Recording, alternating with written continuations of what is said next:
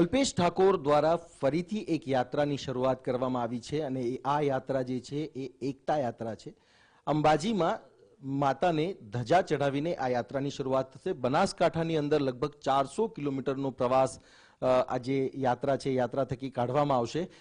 અલ્પેશ ઠાકોર આપણી સાથે છે, એમની સાથે વાત કરીશું. અલ્પેશભાઈ, યાત્રાઓ પછી યાત્રા ફરી એક એકતા યાત્રા છે અને એવું લાગે છે કે યાત્રાઓનું તમે એક રેકોર્ડ બનાવશો, પરંતુ જે પ્રકારે આ એકતા યાત્રા છે, લોકસભાની ચૂંટણી નજીક છે, કેવી રીતે જોવાય આને?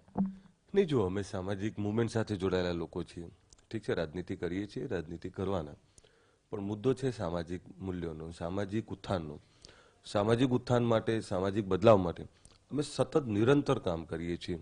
એ ચાહે શિક્ષણની વાત હોય, ચાહે વ્યસન મુક્તિની વાત હોય, ચાહે સમાજના મેળાવડાની વાત હોય, ચાહે કોઈ પણ પ્રકારના સોશિયલ અવેરનેસની વાત હોય, ચાહે પૂર આવ્યું હોય કે ચાહે કોઈ કુદરતી હોનારત હોય, ચાહે જે કોઈ પણ કાર્યક્રમ હોય, અમે સતત નિરંતર કામ કરીએ છીએ.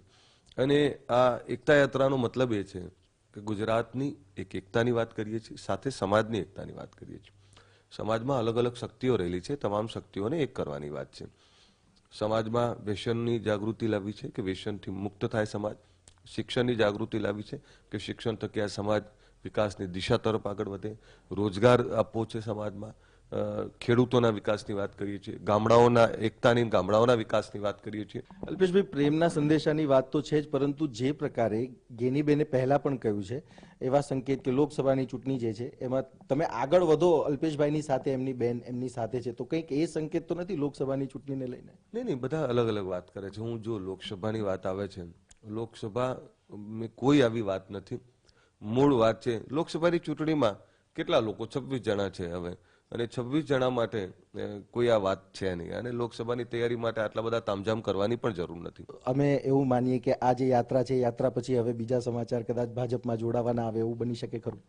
નહીં, જો મારી જોડે તો કોઈ સંપર્ક કર્યો નથી અને મને ખબર પણ નથી. મને તમારા જેવા મિત્રોના માધ્યમથી ખબર પડે છે, એટલે મને કોઈ આવી ખબર નથી અને આવી કોઈ વાત પણ નથી.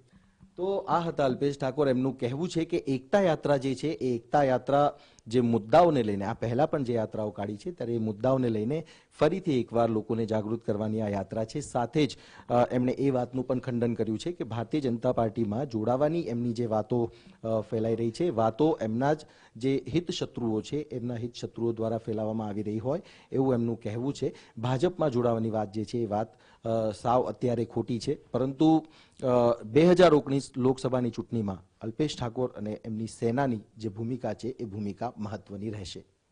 કેમેરામેન ઇમરાન શેખ સાથે સચિન પાટીલ, TV9.